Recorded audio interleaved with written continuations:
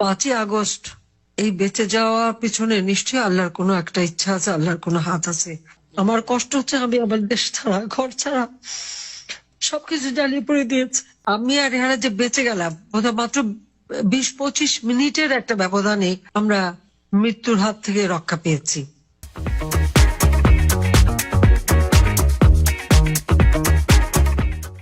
আমার শুধু এটাই মনে হয় যে 21শে আগস্টের হত্যাকাণ্ডের থেকে বেঁচে যাওয়া বা কটিরপাড়া ওই বিশাল বোমের হাত থেকে বেঁচে যাওয়া, আবার এই 5ই আগস্ট এই বেঁচে যাওয়ার পিছনে নিশ্চয়ই আল্লাহর কোনো একটা ইচ্ছা আছে, আল্লাহর কোনো হাত আছে।